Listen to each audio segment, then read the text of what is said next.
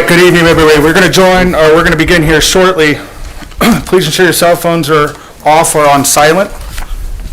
And council members, ensure that your microphones are turned on. And just a reminder, please speak into the microphones loudly so that people online can hear. Yes, and please, if you're addressing an answer or a question from council members, try to approach the podium. Yes, try. Make an attempt, please.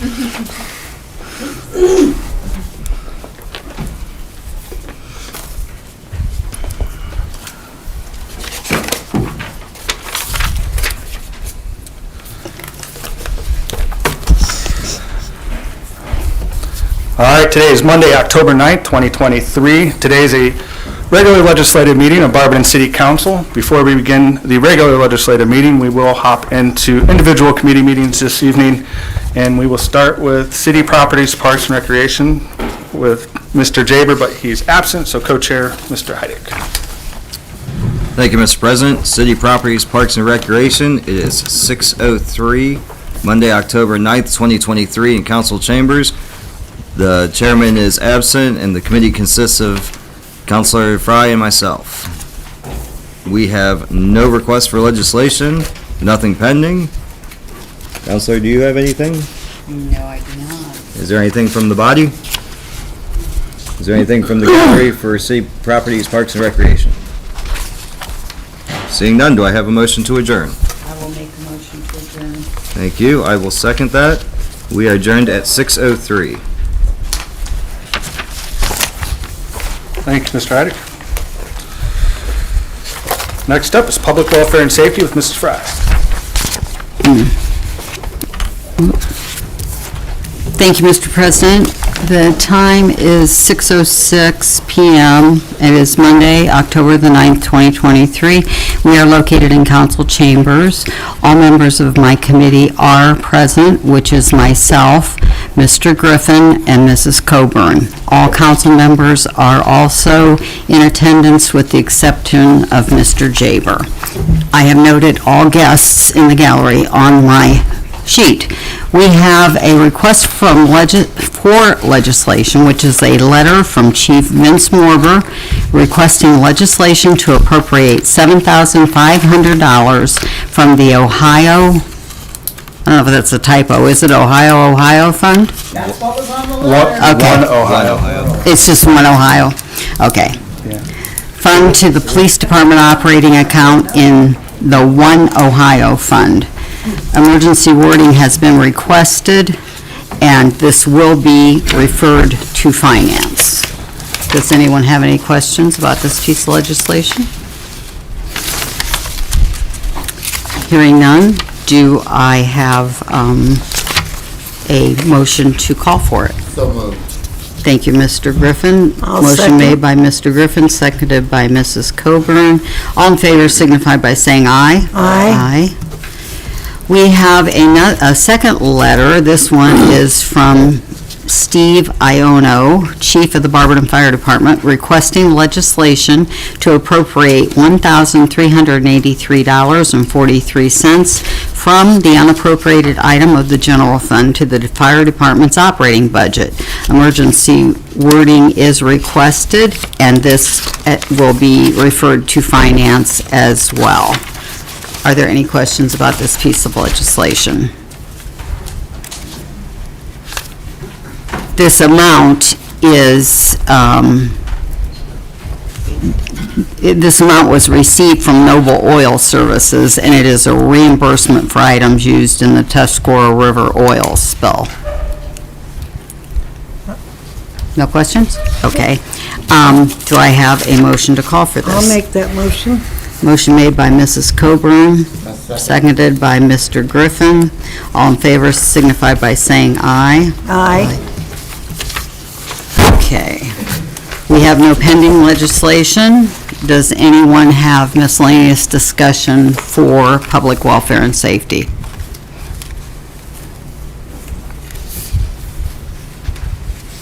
Hearing none, do I have a motion to adjourn? So moved. Motion made by Mr.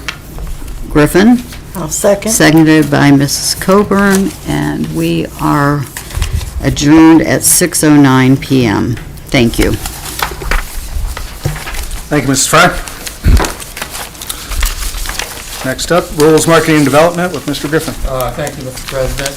I would like to call this meeting to order today, October 9th. We are in council chambers. All members are present in my committee, with all others noted. Tonight, we have no requests for legislation. Do we have any miscellaneous discussion or anything from the gallery, or from the body? No. Hearing none, do I have a motion to adjourn? I'll make that motion. Thank you, Mrs. Thompson. I will second that. Thank you, Mr. Heidick. So we are adjourned at 6:11.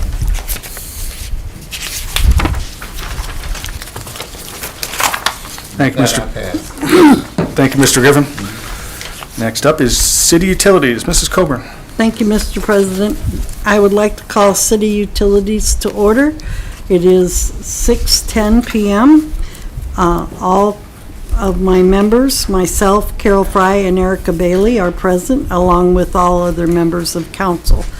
The guests are listed. We have a letter from Mayor Judge requesting legislation to pay an invoice in the amount of $14,037.08 to Lampen Company's Perrin Electric for additional work completed with the lighting upgrade at the sports field complex. This has got emergency wording requested. They replaced some wiring harnesses and a switch on field 4. Are there any questions? No. Do I have a motion to call for this? I'll second that. All in favor? Aye. Second, we have pending legislation to enter into contract with Simmons Construction Service LLC, an ordinance authorizing the mayor or his designee to enter into a contract with Simmons Construction Service LLC in the total bid cost of $1,181,081 to replace water mains on Taylor Road and declaring an emergency. And then we have a change order, United Earthworks LLC, an order authorizing a change order in the amount of 180, oh, that's way too many for it to be 100. It's $184,631.95 with the packaging plant elimination phase 3 and declaring an emergency. We have any miscellaneous discussion for utilities? Hearing none, do I have a motion to adjourn? I will make the motion to adjourn. I'll second that. We are adjourned at 6:14.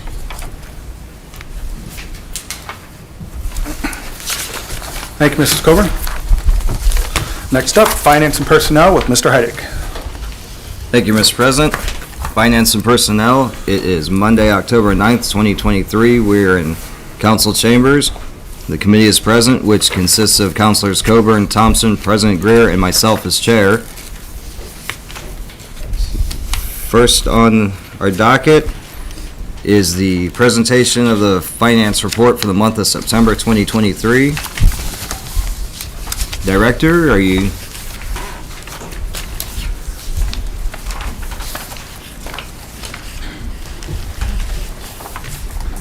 All right, starting with the health insurance fund, the revenues for the month were just shy of $409,000. Expenditures were just over $411,000. The unexpended fund balance for the month, $1,684,827. Our net year-to-date is a negative $52,000 in that fund. If you compare January 1 to now, well, I should say September 30th. So Moving on to the income tax fund. The estimate for the month of September was just over $856,000. We collected just over $899,000. It puts us over our estimate by about $2.1 million. We still have $1 million to transfer from the general fund, which, with any luck, depending on how the collections come in this month, we might be able to finish out the transfers this month, for the month, well, in the month of October. Moving on to the statement of cash receipts and disbursements, a couple funds in the negative, and it's the two, mostly the normal funds that we have always discussed. The FEMA fund, it's the flood mitigation grants. Once we pay the money out, we can get reimbursed by the federal government. A new one that's going to be hitting this FEMA fund here is the dam grant from FEMA. So once again, it's one of those where we have to pay out the money, they'll reimburse us. So that's going to be hitting that account here, or that fund here shortly. Actually, I have requested for legislation for that. So that's going to be hitting shortly. The other fund in the negative is the CDBG fund. Once again, our HUD program, the HUD block grant. Then the other fund in the negative is the internal cost allocation fund on the next page. And that is only in the negative due to the encumbrances outstanding, so our fuel purchase order. So once we charge back the departments for their fuel usage for every month, that will get out of the negative as well here in the next few months. Looking at the last 3 months of activity, you'll notice the general fund has decreased. A lot of that has to deal with the encumbrances outstanding going up, along with expenses going, or the monthly disbursements going up as well, and not transferring as much as in previous months. Special revenue funds went up slightly. A lot of that has to deal with the encumbrances outstanding came down, so that helps, and that we didn't transfer as much.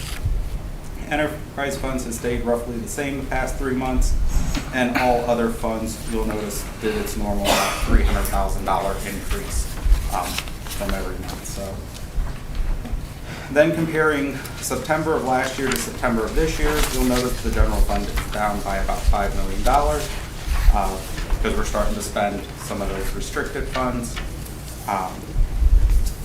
Special revenue funds is down by about $1.1 million. Enterprise funds is down by about $861,000, and all other funds is up by about $200,000. Overall, the city, the unencumbered cash balance for the city from September last year to September this year is down by just shy of $7 million. Any questions? Chair. Mr. President? Thank you, Chair. Thanks, Director. You mentioned the grant request for the dam. That was going to come out of the FEMA fund, you said? Yes. Do you recall what the cost of the dam was? So there's two parts to it. Overall, I want to say the grant is roughly $9 million or a little more. Yeah, that's what I thought. The legislation request that I sent to council was just for phase 1, which phase 1 is just the design of it. I think the grant request to the council was $877,500, if I remember correctly. So that's phase 1. Phase 2, once we get the plans approved, that's when phase 2 will start, and we'll come back to you guys for another approval of funds. And we plan on transferring money to the FEMA fund? Because all that money should be reimbursed to us by the federal government. Currently, there's only $532,000 in that fund, is that correct? No, it's minus. It's a negative 500. That's how much. Oh, I'm sorry. Yeah, I got you. Through like the different programs. So yeah. I got you. Okay. All right. Awesome. Thank you. Any other questions? Thank you, Director. Do I have a motion to call for the approval? I'll make that motion. Thank you. I'll second. Thank you. Those in favor? Aye. Aye. All right, we have one pending legislation. Resolution number 129, 2023, grant application. A resolution of the Council of the City of Barberton supports and authorizes the mayor to apply to the Barberton Community Foundation for a grant in the amount of $1,600,000 annually for 25 years. I will open this up to the council first, and we did discuss it quite a bit last week. Councilor Coburn, you were unable to make it. Would you like to, do you have any opinion you'd like to share? I think we're putting some fingers to the fire and only making things worse. I don't think we can negotiate at that number. I don't see how we can make demands for them. They don't, the foundation is supposed to have money for the icing on the cake, not the cake. And this is the cake. So personally, I'd like it amended back to the original, because at this, I would have to vote against it. Thank you. Any other council members? Is there anybody from the gallery that would like to speak?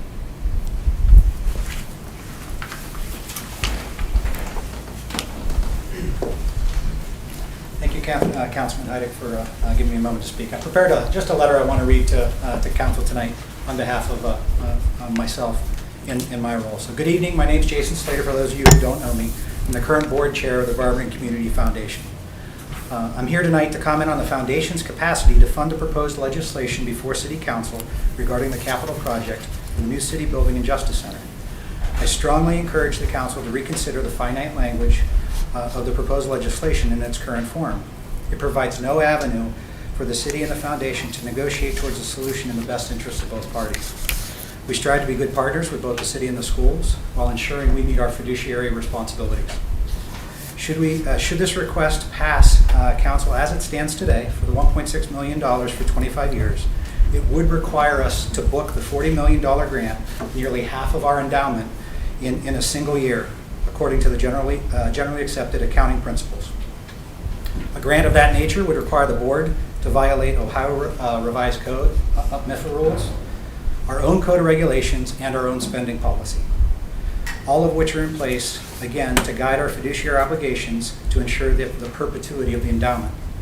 Additionally, I'm concerned that it could potentially impact our 509A status, jeopardizing our IRS charitable organization standing.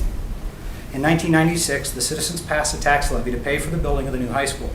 At the same time, they passed a separate issue, a separate issue was passed by the citizens to form the Barberton Community Foundation using the proceeds from the sale of the Barberton Citizens Hospital. One of the intentions of the foundation was to ease the tax burden on the residents for the new school by using the investment returns from the original $86 million endowment to pay that debt. Those investment returns continue to be the lifeblood of how the foundation supports the community today. This is why protecting and growing the endowment of the original $86 million is critical to ensure the foundation continues. Finally, it would significantly reduce or eliminate our granting, scholarships, or economic development support. The endowment must grow with inflation over time to guarantee the original endowment has the same impact in the community moving forward. The residents voted for the foundation into existence with the expectation of this perpetual benefit into the future. It is the board's role to steward these funds, always considering the promise made and the impact both now and forever. I maintain that the foundation is a proud partner of both the city and the schools, and I'm prepared to continue discussions and identify ways to collaborate and support both partners. Thank you. Thank you. Is there anyone else? I turn it on sheet, but I'm not supposed to speak now, so it's okay. I'll give you the opportunity again. You can say it again if you want. I know I need to say it once. I want to build on what Mr. Slater just, okay, Tom Harden, 904 Melwood Drive, Barberton, Ohio. And I'm also going to comment on the proposed grant application to the foundation, build on what Mr. Slater just stated. But going back to 1996, everyone involved with the sale of the hospital, the future board members, the one thing they promised was a new high school. They didn't promise the city building or Justice Center, but a new high school. That's in all the literature. I'd like to see it. I'm a pack rat, and I still have it. But when it came time to build the high school, the foundation could not guarantee the $32 million.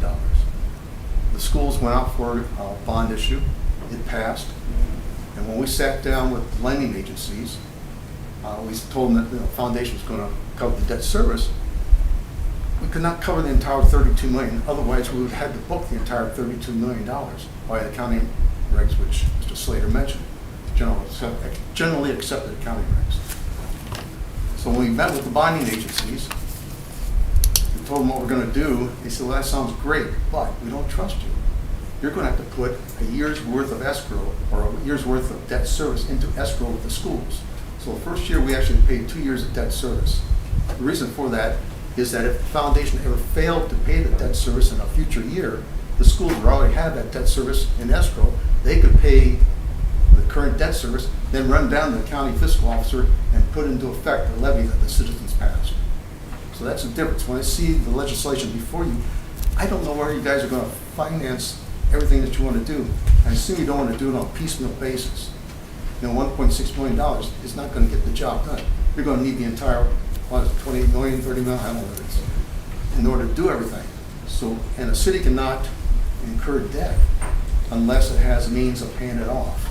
So we get the cart before the horse. We need to determine how we're going to finance all this. Then if you want to come to the foundation and see what they're capable of assisting, then we can do that. But there's also some other problems. In the foundation board, they have a fiduciary duty, and their duty is to the foundation. If anybody's served on a nonprofit board, you know you have a fiduciary duty to that board, not to the city, not to the schools, but to the foundation. And in the code of regulations, there's stipulations that the principal fund, which was $86 million, it's defined as $86 million, is to be there in perpetuity. To do what I think you're asking is to guarantee $40 million, which is going to be, they're going to require to book that right then, basically half of their current endowment, and that's going to affect all the future granting. Bottom line, it's not going to be any future grants to the city or to the schools. And over the last 27 years, the foundation's granted the city over $15 million in grants, everything from new senior center, fire trucks, turnout gear, parks equipment, even lighting for the Christmas display. During that same time, I know we granted a lot of money to the schools, but if you take away the high school, the schools only got about $16 million, and 8 of that was for the purchase of Norton homes, which I could argue was beneficial to the city as it was to the schools. Commentary there. Like I said, the code of regulations in the foundation requires it to be in perpetuity, and I think as currently drafted, this will impact that. The code of regulations also limits the amount the foundation can assume in long-term debt to 10%. That was put in there a few years ago because the foundation found itself in issues granting the high school and doing some other long-term debt obligations, so they put a cap on it. Finally, as Mr. Slater mentioned, there's the Ohio Uniform Prudent Management of the Institutional Funds Act. It's codified in the Ohio Revised Code in section 1715.50 through 519, I think it is. 530, but anyway, this addresses what a charitable organization can do as far as expending funds from an endowment fund. And they can expend based on its prudent, acting in good faith, with the care that an ordinary prudent person in a like situation would exercise under similar circumstances, and after considering the variety of factors. One of those factors in section 1715.53 are such items as was the duration of the endowment, the preservation of the funds, the purpose of the funds, and the possible effects on inflation or of inflation. Based upon all this, you're asking the foundation at this point to breach its fiduciary duty, to violate its code of regulations, and to possibly violate Ohio state law. I suggest that we reconsider and sit down with the foundation and some financial advisors and figure out how to do this. Thank you. Thank you.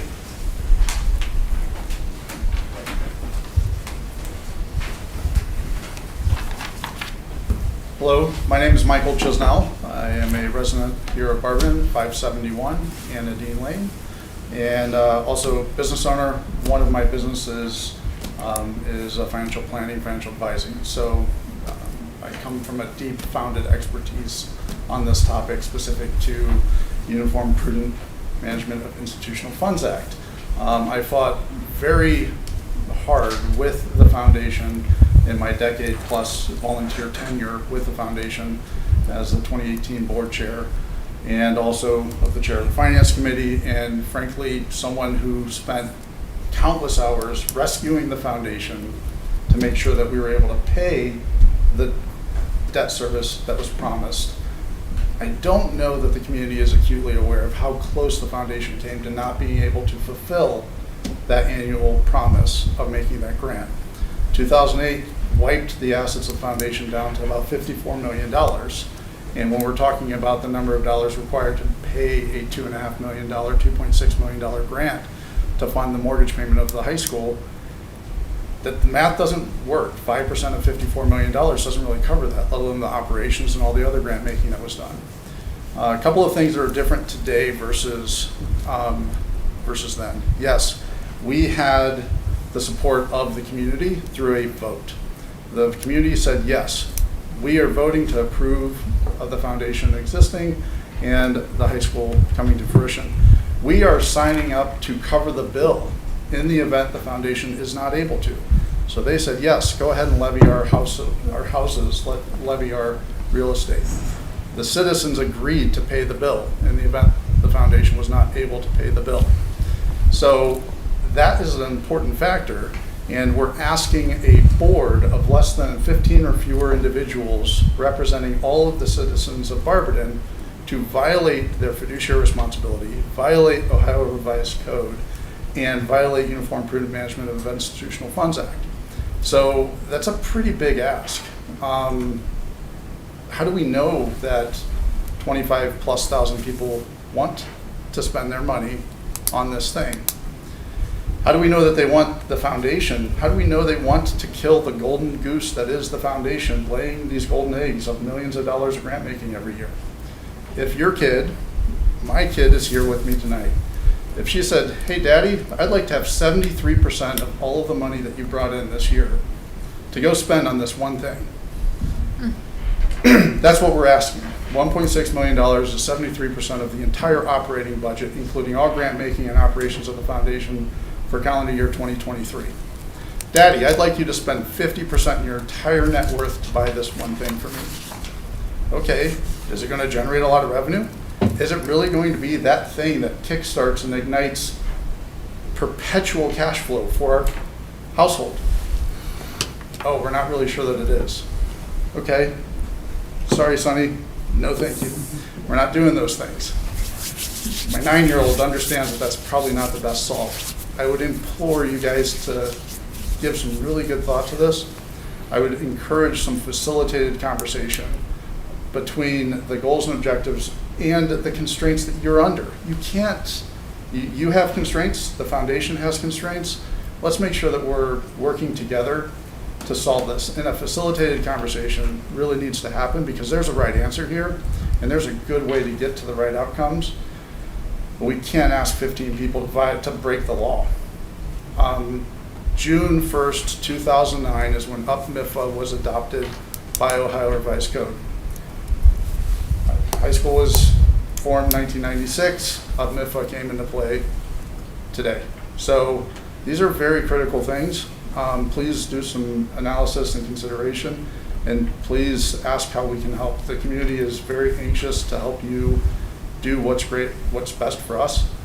I'm not so sure that a levy would pass today if we said, hey, let's go out and borrow, for $40 million of support. I don't know, that's conjecture. But asking the citizens if they want to write a check for $40 million, I don't think that they're going to. We understand that.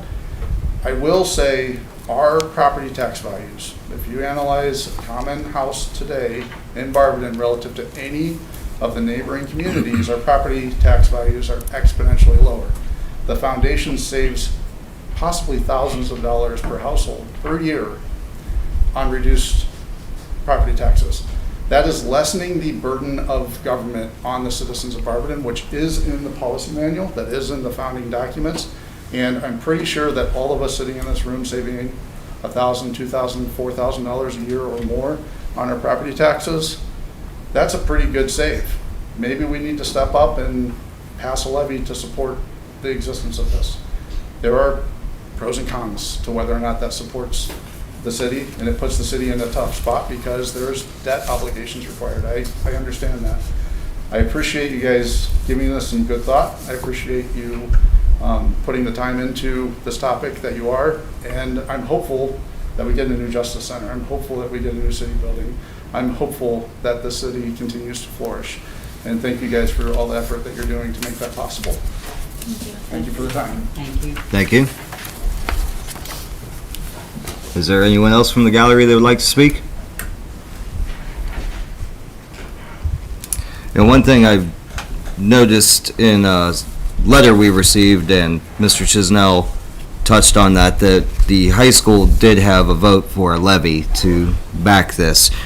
A spreadsheet provided to me by our finance director, the original grant request with a minimum of $600,000, if that was all that was approved, that would leave the $1 million in excess that the city would have to cover. According to the spreadsheet, $500,000 would come out of enterprise funds and $219,000 would come out of the general fund.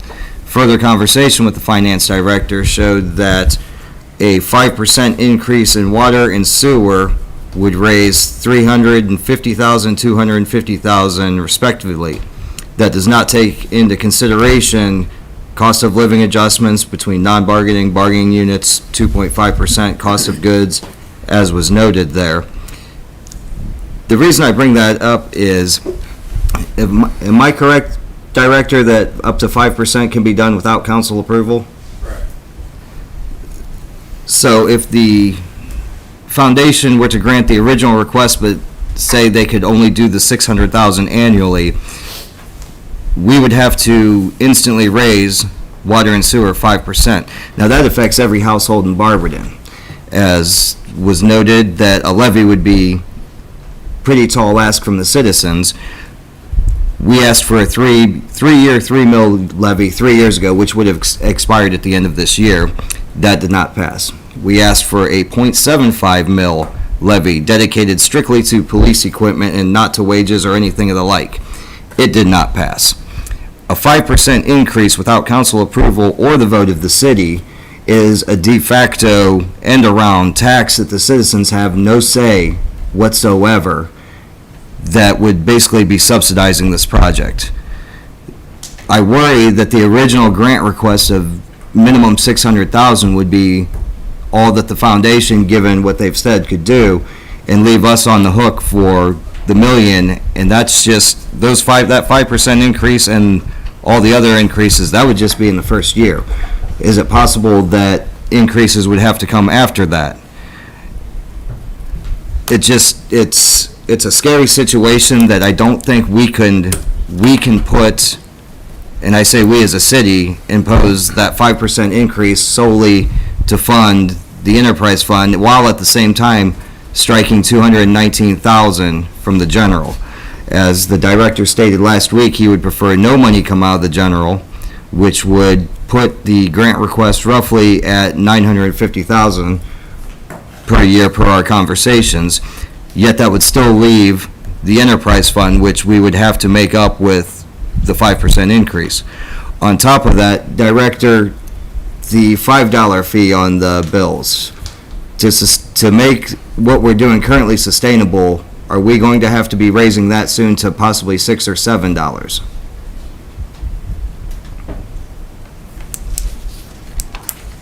I mean, it's something that may have to be looked at. I mean, I'm not sure when stormwater was originally passed, being able to charge the $5 to each property here in town that has utilities. But I mean, this past year, it was very tough to balance that budget. That budget does have a zero balance budget, so It's not like general fund, water, sewer, and solid waste, where there's a minimum fund balance, so we can go down to zero in that fund and still pass the budget for that fund. But it was very close this year. Don't know how much longer $5 can hold out, especially with the cost of goods rising, wages increasing for non-bargaining and bargaining employees that are paid out of that fund. So I mean, it might have to be something that is looked at in the next handful of years, unfortunately. So. Thank you. Counselor, I saw your hand up there. I just thank you for explaining what you received on that spreadsheet. I just think from hearing from them, it's not like everyone is saying, no, absolutely not, we don't want to do this. I just think what we are proposing is giving room for no conversation at all. I think that that's what, I understand what you're saying, I understand where you're coming from and the worry of but there's truly no conversation even to be had at this point. It's going to be what sounds like, no, we can't do this, we're violating codes. So just from my perspective, that's what I got out of this. There is going to be many conversations that are going to have to be had to find what best serves the city, what serves the foundation on their end, and I just think with approaching them with that full amount, we're going to get nowhere. We're going to go in circles. Thank you. Counselor? I even think $600,000 is a lot, and after listening to members of the foundation, you see that it is a lot when they have a spending policy and how much they can, have in debt. So therefore, I think that we should put this on hold until there have been more discussions between all the parties that are involved. Because we haven't explored all the things that we may be able to do in the form of levies or, adding fees or things of that nature. And I think it's premature to come out with a huge figure when we have just been told that even that is too much. The initial figure is too much.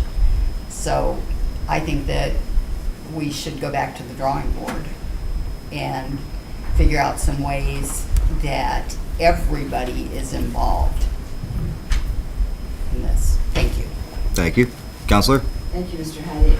I think last week, by pulling it out of the committee at 1.6, I think that was very premature because it wasn't even talked in length as it is right now. And I don't understand why it was rushed out of committee that quickly. I think we should have had, maybe a workshop with council and with foundation and whatever, and sit down and see what's going on. I think most of the citizens in town think that the foundation has billion dollars, and I don't think they understand, nor do I. I'm not just saying citizens, I am a citizen, exactly how that's operated, how they operate and what they do. From the letters that the email that everybody received on council, when they said that 2023, their budget for grants, scholarships, economic development was only $1.2 million. What if next year it's only $900,000? If anybody has any investments, when you get that big envelope in the mail, you don't even want to open it because you could lose $8,000 in 1 month. Now, you can maybe make some up later, but this is not to be taken out of context of what the foundation can do for us, and we know what they've done for us, buying Newell Street and everything. And I think we ought to maybe do a workshop and maybe withdraw that 1.6 because it was only 2 votes that got out of committee. And I think we should withdraw that and then go to the drawing boards and see what we can come up with, see what would be feasible, see what really needs to happen. everybody that you've talked to on the street, they understand, we need a new, they say justice center, but this would be a new justice center for them, but we need a new mini building. We do need that. And I've offered to give tours of this building if you don't think we need it. So I think we should really withdraw that 1.6 and go back to the drawing boards and have either the finance committee for council or all of council have a workshop. Because that information was great that was given to us, along with the letter that was given to us. And I just think that, I think if they had $1 billion, it'd be no problem, but that's not the way it is. It's my opinion. Thank you. Thank you. Counselor? Thank you. I'm on board with putting things on hold. If the foundation's here saying 1.6 isn't going to happen, I'm not comfortable with putting it on the residents without them having a voice in it. As you've stated, we've tried to put levies out there and they failed to support our police. And I don't see this as happening. We can't afford it on our own. The foundation's not going to be able to foot the bill either. And I just don't think it's responsible to move forward because we're not going to be able to do it. Thank you. Mr. Hardy, Oh, Counselor? I want to ask the mayor something. How long will the price of the building hold out? The 820-some thousand? Is it just good for this year? No, that's already been approved by council. That's been approved. Yeah. They already approved the purchase.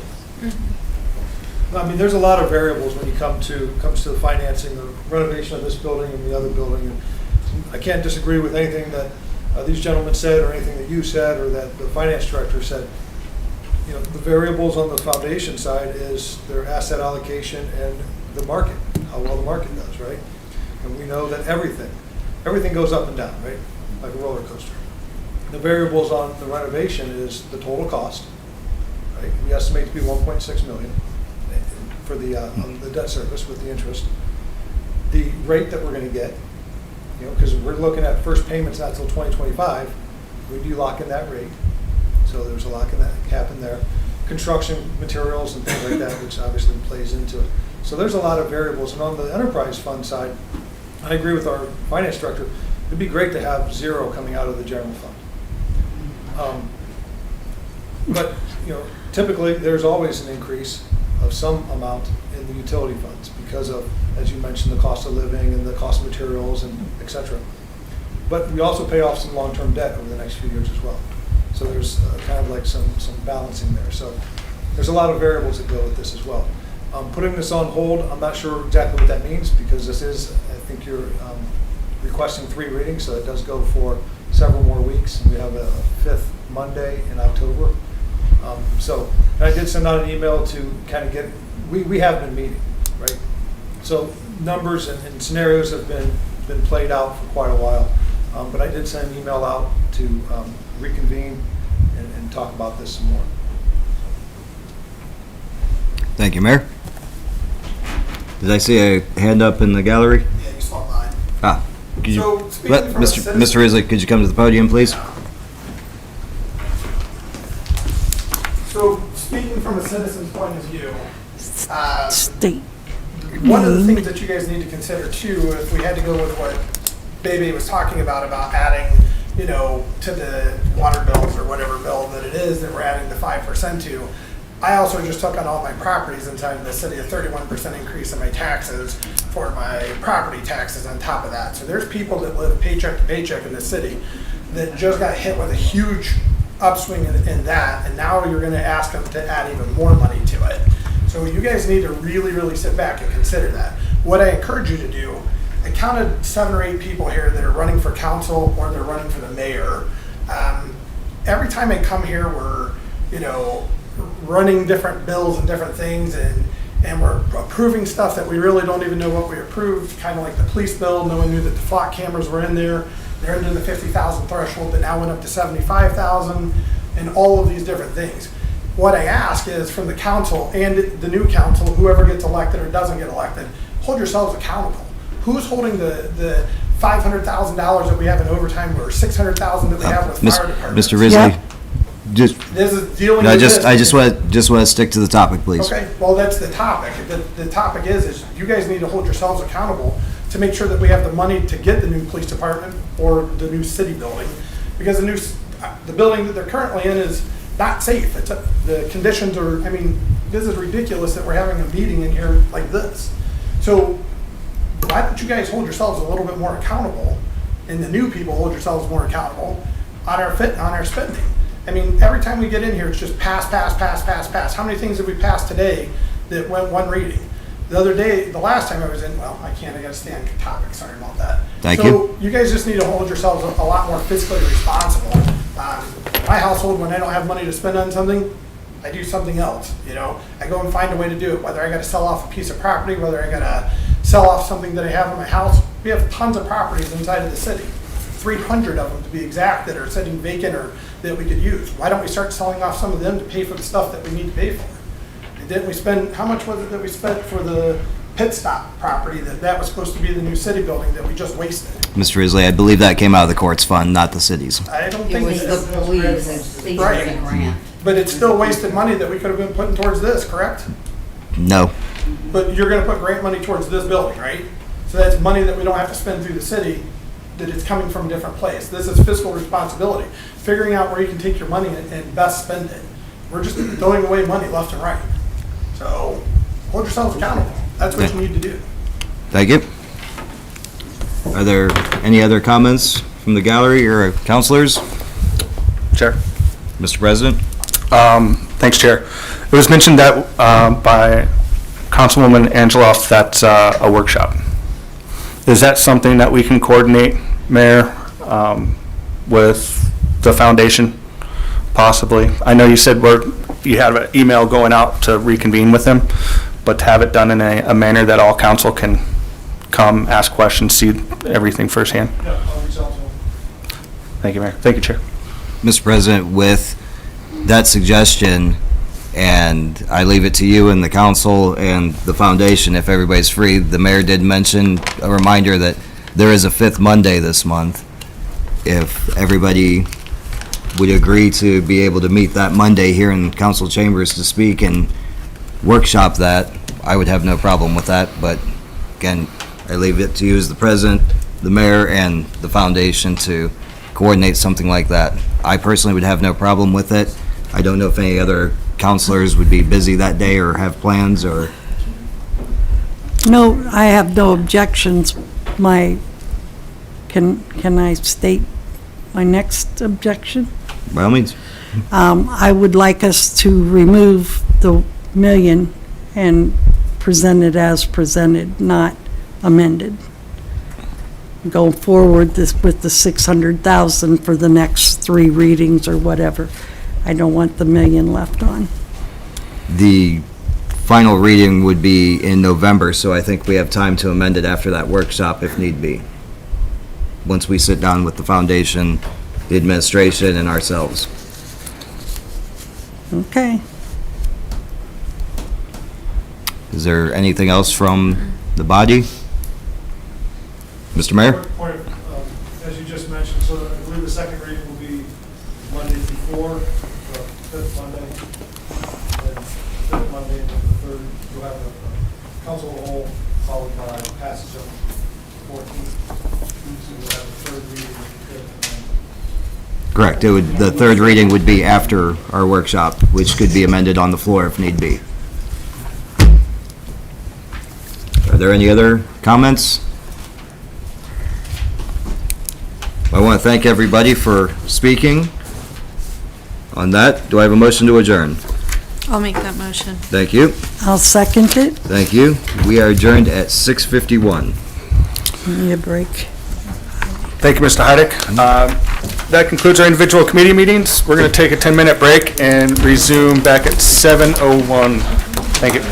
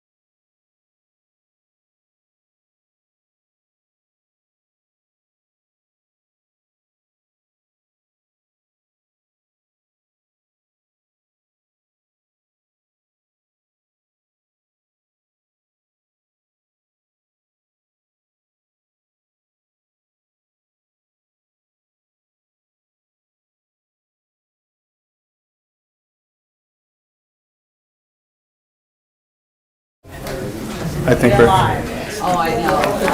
Thank you.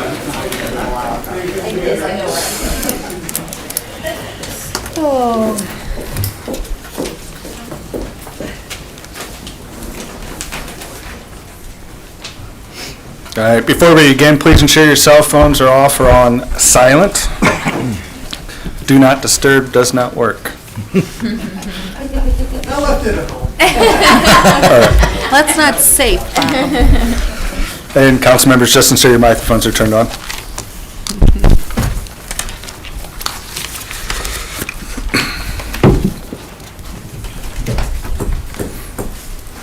We good to go?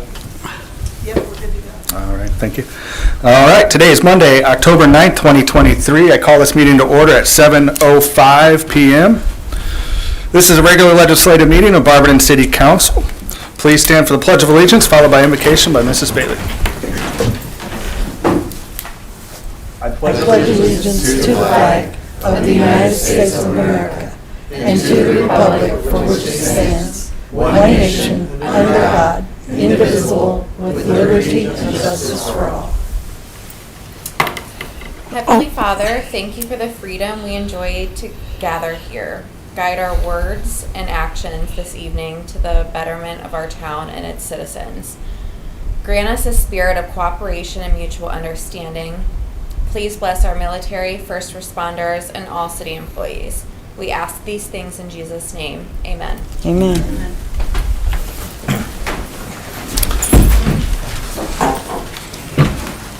Thank you, Ms. Bailey. Clerk, please call the roll.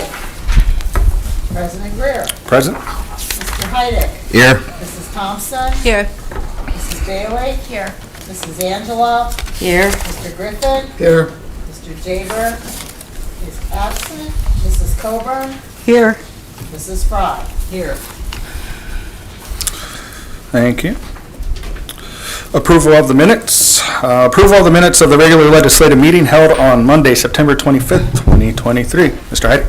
Thank you, Mr. President. I move to approve the minutes of the regular legislative meeting from Monday, September 25th, 2023. Thank you. And Mrs. Thompson? Thank you, Mr. President. I'd like to second Mr. Heidig's motion to approve the minutes from Monday, September 25th, 2023.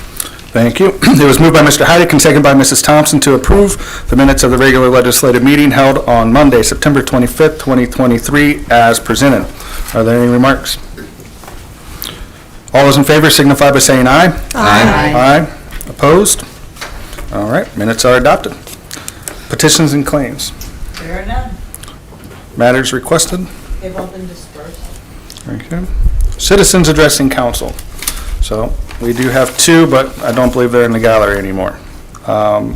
Mr. Slater has left, and Mr. Hardin. So I don't believe that they'll be speaking, or that they already did during committee. All right, first reading of ordinances and resolutions. Ordinance number 129-2023, presented by Mr. Heidick. Title Grant Application. A resolution of the Council of the City of Barberton supports and authorizes the mayor to apply to the Barberton Community Foundation for a grant in the amount of $1,600,000 annually for 25 years. This is a first reading, and this will go for 3 readings. Resolution number 130-2023, presented by Mrs. Angela. Title, Grant Application, CMAQ, Norton Avenue and Worcester Road. A resolution of the Council of the City of Barberton supports and authorizes the mayor to file a 2208290, an application to Akron Metropolitan Area Transportation Study, AMATS, for Congestion Mitigation Air Quality Program, CMAQ, Grant 2023 Infrastructure Project Funding and declaring an emergency. Motion to suspend, Mrs. Angela. Thank you, Mr. President. I move that the role is required by Section 1.5.10 of the Barberton City Charter be suspended. Thank you. And Mrs. Bailey? Thank you, Mr. President. I'd like to second Mrs. Angeloff's motion on suspension. Thank you. A motion was made by Mrs. Angeloff and seconded by Mrs. Bailey to suspend the rule as required by Section 5.10 of the Barberton City Charter. Are there any remarks? Clerk, please call the roll on suspension. Mrs. Bailey? Yes. Mrs. Fry? Yes. Mrs. Angela? Yes. Mr. Heidick? Yes. Mrs. Thompson? Yes. Mr. Griffin? Yes. Mrs. Coburn? Yes. Mr. Jaber is absent. Thank you. Motion for suspension carries. Motion to adopt. Mrs. Angela. Thank you, Mr. President. I move for the adoption of Resolution Number 130-2023. Thank you. Ms. Bailey. Thank you, Mr. President. I'd like to second Mrs. Angeloff's motion on adoption. Thank you. A motion was made by Mrs. Angeloff and seconded by Mrs. Bailey to adopt Resolution Number 130-2023. Are there any remarks? Clerk, please call the roll on adoption. Mrs. Coburn? Yes. Mr. Griffin? Yes. Mrs. Thompson? Yes. Mr. Jaber is absent. Mr. Heidick? Yes. Mrs. Angela? Yes. Mrs. Fry? Yes. Mrs. Bailey? Yes. Thank you. Motion for adoption carries. Ordinance number 131-2023, presented by Mrs. Coburn and Mrs. Angela. Title, enter into contract Simonson Construction Services LLC. An ordinance authorizing the mayor or his designee to enter into contract with Simonson Construction Services LLC in the total bid cost of $1,181,081 to replace water mains on Taylor Road and declaring an emergency. Thank you. Motion to suspend, Mrs. Coburn. Thank you, Mr. President. I move that the rule as required by Section 5.10 of the Barberton City Charter be suspended. Thank you. Mrs. Angela. Thank you, Mr. President. I will second the motion for suspension. Thank you. A motion was made by Mrs. Coburn and seconded by Mrs. Angeloff to suspend the rule as required by Section 5.10 of the Barberton City Charter. Are there any remarks? Clerk, please call the roll on suspension. Mrs. Thompson? Yes. Mrs. Fry? Yes. Mrs. Coburn? Yes. Mr. Heidick? Yes. Mrs. Bailey? Yes. Mrs. Angela? Yes. Mr. Griffin? Yes. Mr. Jaber is absent. Motion for suspension carries. Motion to adopt. Mrs. Coburn. Thank you, Mr. President. I move for the adoption of ordinance number 131-2023. Thank you. Mrs. Angela. Thank you, Mr. President. I'd like to second the motion for adoption. Thank you. A motion was made by Mrs. Coburn and seconded by Mrs. Angeloff to adopt ordinance number 131-2023. Are there any remarks? Clerk, please call the roll on adoption.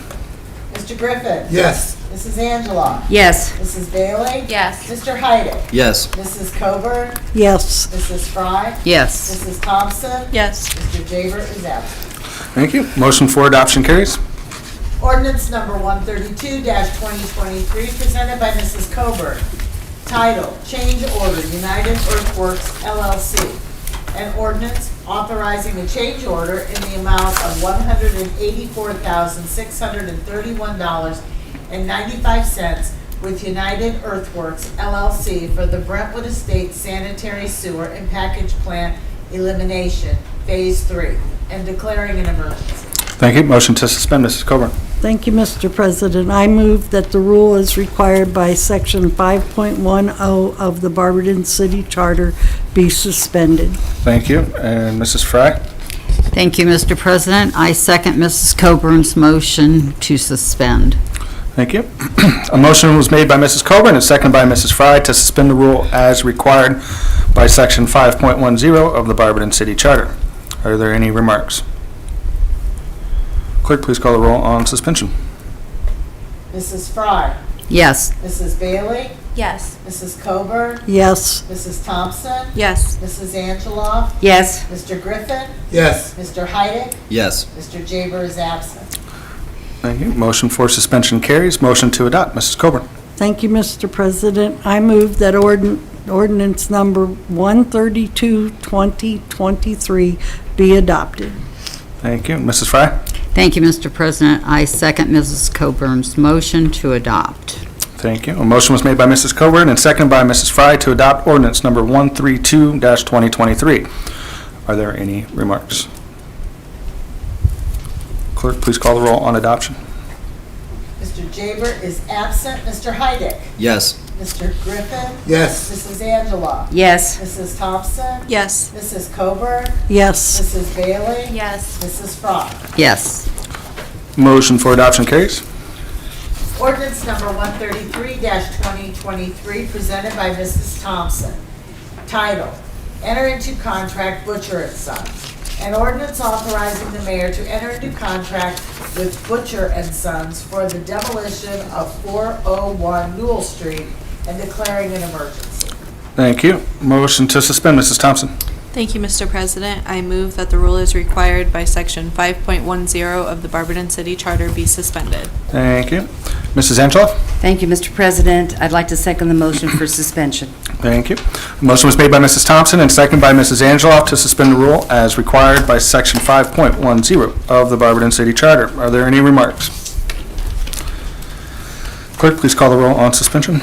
Mr. Heidick. Yes. Mrs. Coburn. Yes. Mrs. Thompson. Yes. Mrs. Bailey. Yes. Mr. Griffin. Yes. Mr. Jaber is absent. Mrs. Fry. Yes. Mrs. Angela. Yes. Motion for suspension carries. Motion to adopt, Mrs. Thompson. Thank you, Mr. President. I move for the adoption of ordinance number 133-2023. Thank you. Mrs. Angela? Thank you, Mr. President. I would like to second the motion on adoption. Thank you.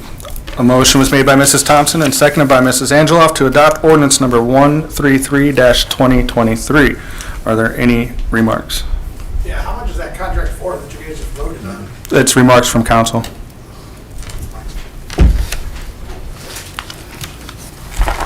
Clerk, please call the roll on adoption. Mrs. Angela. Yes. Mrs. Fry. Yes. Mr. Jaber is absent. Mr. Griffin. Yes. Mrs. Bailey. Yes. Mrs. Thompson. Yes. Mrs. Coburn. Yes. Mr. Heidick. Yes. Thank you. Motion for adoption carries. This ends the first reading. Second reading of ordinances and resolutions. We have none. Third reading of ordinances and resolutions. We have none. Miscellaneous and unfinished business. Is there anything from council? Mr. Heidick? Thank you, Mr. President. I'd like to make a motion to excuse Counselor Jaber from tonight's meeting. Thank you. Is there a second? Mrs. Thompson? Thank you, Mr. President. I'd like to second Mr. Heidick's motion to excuse Mr. Jaber this evening. Thank you. A motion was made by Mr. Heidick and seconded by Mrs. Thompson to excuse Mr. Jaber from today's meeting, Monday, October 9th, 2023. All those in favor signify by saying aye. Aye. Aye. Opposed? All right, Mr. Jaber is excused. Thank you, Mr. Heidick. Communication from the body. Is there anything from council? Mr. Griffin? Thank you, Mr. Greer. We're going to have a downtown walking tour Wednesday, October 18th at 11 a.m. It'll start at the Active Adult Center or the YMCA. Anybody interested, bring some walking shoes or whatever and meet me there, and I'll tell you some wonderful stories and memories about my childhood as I grew up in Barberton. And Bob Snyder, the historian, will be there with me, so he'll be able to tell you the inquisitive parts, or the whoever owned the building, the dates and times and all like that. So I would love to see as many people. Tell your friends if they want to learn a little history about Barberton to show up. Yes, Mrs. Fry. Did you give a time? 11 a.m. Wednesday, 11 a.m. October 18th. Okay, thank you. At the senior citizen, we'll start, weather permitting, we'll walk around Barberton, see some of the stores and whatever.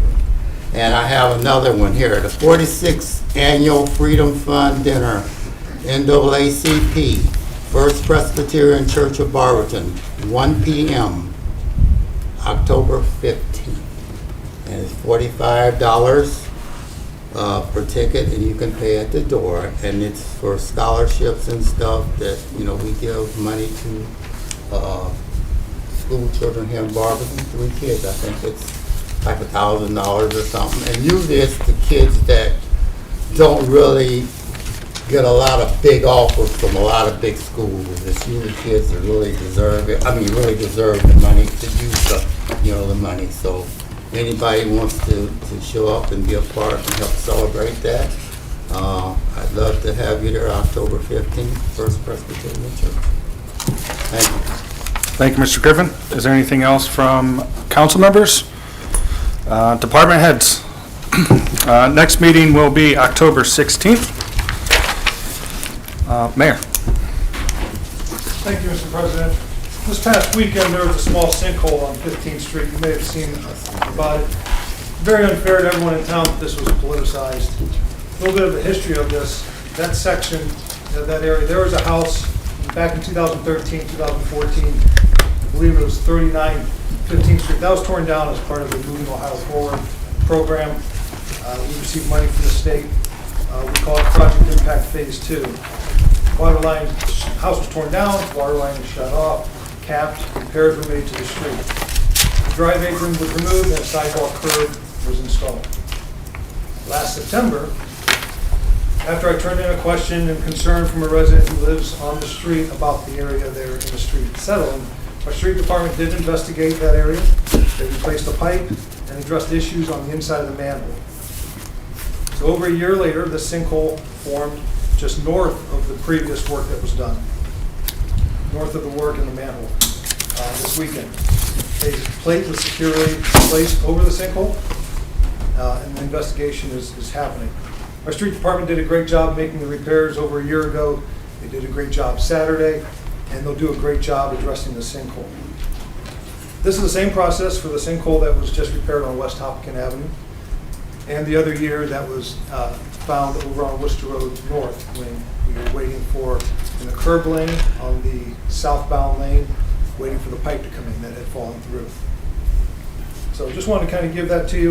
You know, we're making great strides with our improvements and our infrastructure, but let's remember that our infrastructure is old, like most cities around here. Doesn't mean that it's inferior or it's failing, it's just old. Again, we're making great strides with this, with our improvements. So wanted to put that out there, kind of giving you the facts there. This past week was a great week here. This is one that I always look forward to. The Barberton School third graders came through on their annual tour of the city building. So I want to thank the city, the Barberton City Schools, the Barberton Library, Magical Theater, and the Diamond Match Party Center, and everyone else who had a hand in this program. It's really important to me to teach the youth about the history of the city and being able to have them take a tour of different parts of the city, whether that's Lake Anna and learning about it, or the Diamond Match Party Center, or the city building. I've got a lot of pictures and plates that I own personally that I bring out and kind of test the kids. Let them see that, let them see everything, kind of test them on their knowledge of the history of the city. They do a lot of research on that, so it's very nice to have them in here and listen to their questions. Really brings life to everything that's going on here. Kind of some updates. I know that we're getting into fall, and wintertime always brings the ill fate of potholes. This year alone, we've used over 355 tons of asphalt to repair the roads, and over 268 tons of asphalt that were used when we milled and filled, doing some strip paving. The whole street wasn't bad, but we did some mill and fill strip paving, on East Tusk, Fairview Avenue, and a few other places this year. The next Change for Change will be at El Tule, benefiting the Down Syndrome Association on October 20th. If I didn't mention last time, at the Leader Toffel, the last Change for Change, over $680 were raised for victim assistance. So last thing I have to say is, I'm going to say this every week, but it's with a point of caution. So we've been working with the state on all the state programs and projects that are going on. The Worcester Road North West State Street intersection. All right, that's a total reconstruction. With it getting colder sooner, we want to make sure that everything is taken care of, right? So the plan right now is to finish on the north end of Worcester Road North, exactly what they did on the south end, right? And then not put a top coat of asphalt on, but just finish those lanes, remove all the barrels and cones and everything, let winter do what it does, and then come back in the spring. So trying to gauge on construction projects and weather and all that is difficult at times. The last few winters have been fairly mild, where they could do some construction, up past into the winter months. So this could change next week. So I want to say this every week so drivers know that the project's not done. If they do pull the cones and the barricades and everything, they'll come back in the spring. But everything I just said may be for nothing, and they may continue moving forward. So I just want everyone to know we're having these conversations, even though it's kind of the middle of October. But we want to make sure that drivers and residents are aware of what's going on, because that's a very busy intersection there. And I don't want someone, if everything's pulled, I don't want residents to think that the project's over. And again, it might be more of a mild winter, and they could continue through. So I will kind of repeat all that every week. All right? And again, this may change, and most likely it will change. So that's all I have. Are there any questions? Yes. Speaking of road projects, with it being colder sooner, do we have an estimate, nothing set in stone, but just kind of a rough estimate of when South Van Buren ground will be broke? That will go to bid here soon. So it all depends on the weather, if it's going to start this year or next year with physical construction. So that's another major reconstruction project. So, you know, the engineering, we've been working with the gas company, the Ohio Edits in, all of them. So there's a lot that goes into it. Thank you. Yes. And that South Van Buren, the reconstruction only goes to Russell Avenue, and then it will be paved, resurfaced from Russell to Eastern, is that right? Correct. All right, because I had a call saying that they were told it was going all the way to Eastern Road, but it's not, just the reconstruction goes to Yeah, the Russell. reconstruction will be from about Snyder Avenue to Russell Avenue, and resurfacing from Russell to Eastern. Eastern Road, we've been working with Covington Township, i.e. Summit County Engineers, and New Franklin to resurface that road and make repairs. And it's kind of odd, you get past Eastern Road, you jump into New Franklin, and you're over, you travel south and you're towards the wastewater treatment plant, and then you pop back into Barberton. So we're working with New Franklin because we'd like to go all the way to Vanderhoof on the resurfacing side, but you know, different entities, different councils, allocation of funds and all that. So I know sometimes with the borders not being straight, squares or rectangles is as clear as mud at times. So if you own this side of the street, I own that side of the street, it makes it difficult. Any other questions? All right, thank you. Thank you, Mayor. With nothing else, do I have a motion to adjourn? Mr. Heidick, Thank you, Mr. President. I move to adjourn. is there a second? Ms. Thompson? Thank you, Mr. President. I'd like to second Mr. Heidick's motion. We adjourn. Thank you. It was moved by Mr. Heidick and seconded by Mrs. Thompson that we adjourn. All those in favor signify by saying aye. Aye. Opposed? Don't think so. This meeting is adjourned at 7:27 PM. Thank you.